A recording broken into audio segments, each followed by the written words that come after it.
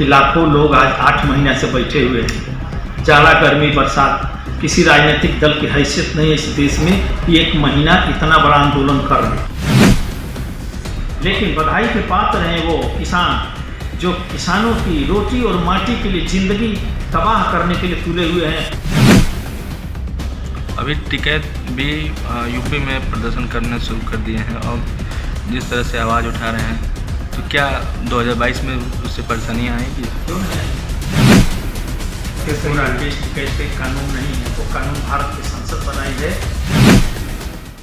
ਤੁਸੀਂ ਚੱਕ ਤੇ ਟੀਵੀ ਦੇਖ ਰਹੇ ਹੋ। ਮੈਂ ਹਾਂ ਗੁਰਵਿੰਦਰ। ਖਬਰ ਭਾਜਪਾ ਦੇ ਉਸ ਵਿਧਾਇਕ ਨਾਲ ਜੁੜੀ ਹੋਈ ਹੈ ਜੋ ਅੱਜ ਕੱਲ ਸੁਰਖੀਆਂ ਵਿੱਚ ਹੈ।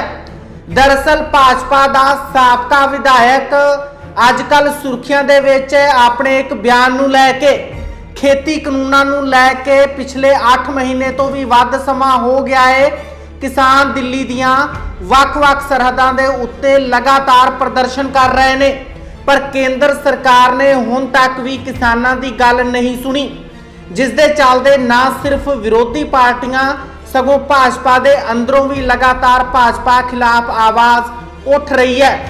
हुण एक भाजपा के यूपी के वड्डे लीडर ने बयान दिता है कि खेती कानून भाजपा नूं रद्द करने चाहिए ने।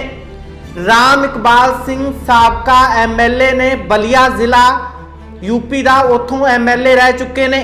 उन्होंने एक वड्डा बयान दिता है तो अपनी ही पार्टी ते निशाना सेधिया है।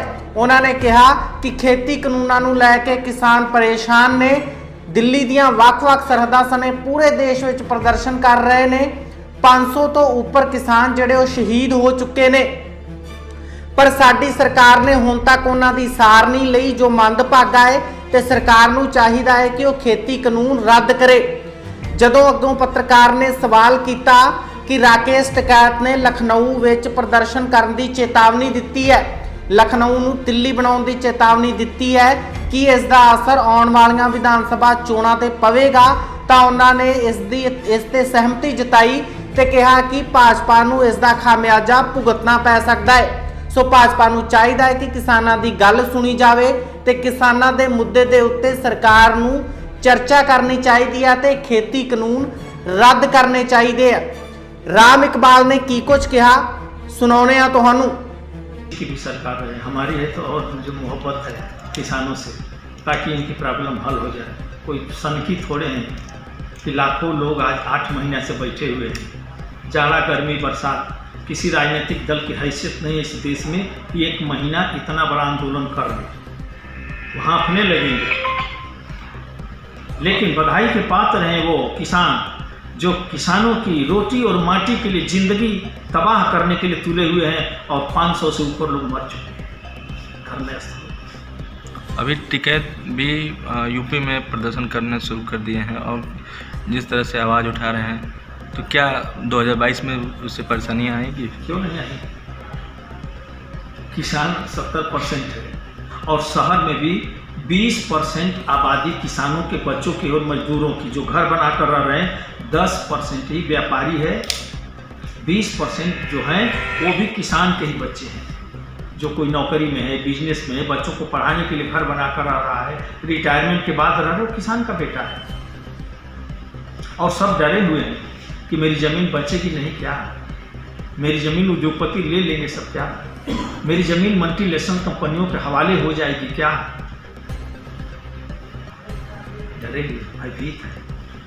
इसलिए मेरा अनुरोध है कि सरकार बड़े मन से इस आंदोलन को स्थगित कराने के लिए तीनों कानूनों को कुछ दिन के लिए स्थगित कर दे, ताकि किसान अपने बाल बच्चों के पास जा करके अपने खेती में उनके लिए रोटी जुटा सके और देश के लिए भी।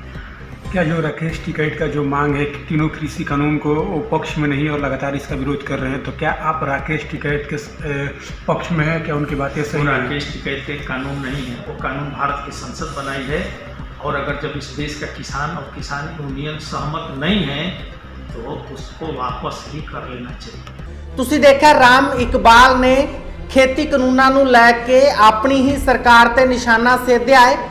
ना सिर्फ राम इकबाल सगों कई एवें दे भाजपा के लीडर रहे ने जिहड़े खेती कानूनों नूं लैके ਆਪਣੀ ਪਾਰਟੀ ਤੇ ਨਿਸ਼ਾਨਾ ਸੇਧਦੇ ਰਹੇ ਨੇ, ਭਾਵੇਂ ਉਹ यूपी ਦੇ ਲੀਡਰ ਹੋਣ ਜਾਂ ਫਿਰ ਮੇਘਾਲੇ ਦੇ ਰਾਜਪਾਲ ਦੀ ਗੱਲ ਕੀਤੀ ਜਾਵੇ, ਉਹਨਾਂ ਨੇ ਵੀ ਖੇਤੀ ਕਾਨੂੰਨਾਂ ਦੇ ਹੱਕ ਵਿੱਚ ਹਾਂ ਦਾ ਨਾਰਾ ਮਾਰਿਆ ਸੀਗਾ।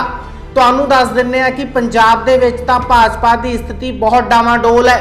ਵੱਡੀ ਗਿਣਤੀ ਦੇ ਵਿੱਚ ਭਾਜਪਾ ਦੇ ਵਰਕਰ ਤੇ ਲੀਡਰ ਜਿਹੜੇ ਨੇ ਉਹ ਪਾਰਟੀ ਨੂੰ ਅਲਵਿਦਾ ਤੱਕ ਕਹਿ ਚੁੱਕੇ ਨੇ, ਜਿਸ ਦੇ ਵਿੱਚ ਅਨਿਲ ਜੋਸ਼ੀ, केडी भंडारी सने कई वड्डे नाम है जो भाजपा नूं इसे करके छड्ड चुके ने कि वह खेती कानूनां ते किसानां दी गल नहीं सुन रही। कि हुण खेती कानूनां नूं लैके केंद्र सरकार बुरी तरह फस गई है, ये वापस हुंदे है कानून जां नहीं है, इस ते होर की अपडेट हुंदा है लैके तुहाडे तक जरूर आवांगे। फिलहाल होर अपडेट लई बने रहो चकदे टीवी दे नाल।